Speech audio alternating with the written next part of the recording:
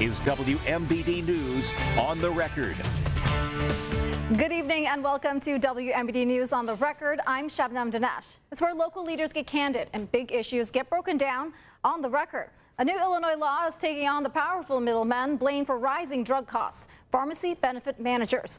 Critics say PBMs profit while patients pay more. Supporters of the reform say it's about transparency, fairness, and keeping your local pharmacy in business. Joining us now is State Representative Jehan to explain what this law really does and who it protects. Thank you so much for being here. Thank you for having me. So first, for those who don't know, what are pharmacy benefit managers or PBMs? PBMs are oftentimes the middleman, right, in between the larger pharmaceutical companies and the patients that actually need access to the pharmaceutical drugs that oftentimes are either life-saving or life-sustaining.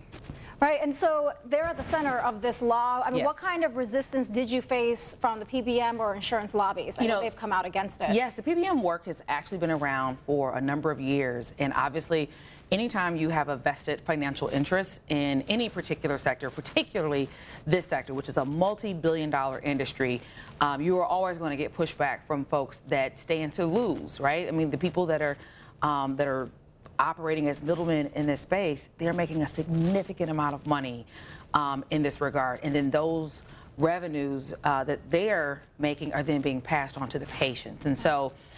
Being able to remove that middleman out of this equation is actually going to be incredibly beneficial, not only to patients, but to those smaller pharmacies that have struggled for so many years. And I'm just so grateful that we were able to get this done for the smaller pharmacies, but in particular for All One Pharmacy because of the rate in which they led the charge. Definitely. We're going to be talking to the owner of that pharmacy later on in the show. And of course, this law was a bipartisan effort, not something we see every day. So let's dig into what the law actually does. Yes.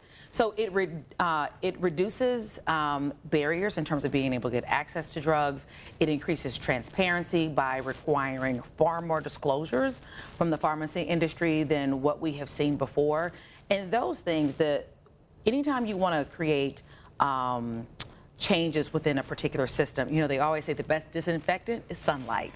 So that transparency and actually knowing where costs are being shifted to, that is going to force a level of honesty that, frankly, we just have not had to operate from, right? And so oftentimes when patients would they'd have to incur much higher costs, it's very easy to just force that anger off onto the big pharmaceutical companies. And oftentimes, sure, there may be some blame there, but then there are all these other actors like the PBMs who have also been playing a significant role. Yeah, and the law, of course, it tackles spread pricing, steering to pharmacies. Can you break down what exactly those things mean? Yeah, so within the respect to spread pricing, oftentimes when you're buying in bulk, like in any other area, you're able to spread costs because of the volume. And so what we're going to be able to do is be able to steer this in such a way that we're going to be able to add more of the cost savings across more of the smaller pharmacies.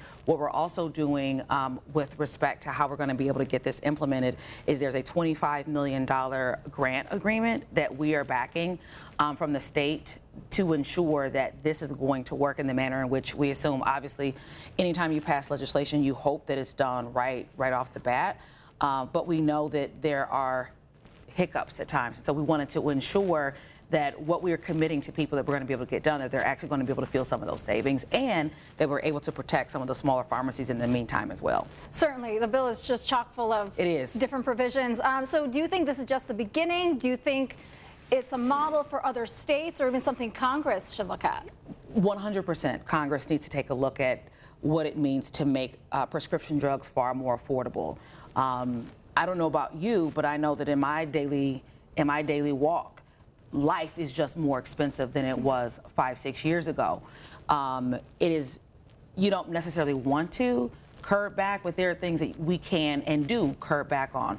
Pharmaceutical drugs are not one of them. And so finding ways to make pharmaceuticals far more affordable, particularly for our seniors that are on fixed incomes, is something that should happen at the congressional level. But even within the state perspective, I would dare say that we're not done in this regard. Oftentimes, I know you've heard it before, trailer bills that we have to continue to work on when you negotiate for as much as you can to get a piece of policy done, then there are always unintended consequences that we have to come back and clean up. So I would not be surprised if we're going to have to come back and do some trailer legislation to tighten things up, clean things up, make sure that things are working in the manner in which they were supposed to. We'll definitely be following all of those developments. Thank you so much for being here. And don't go anywhere. We'll be right back.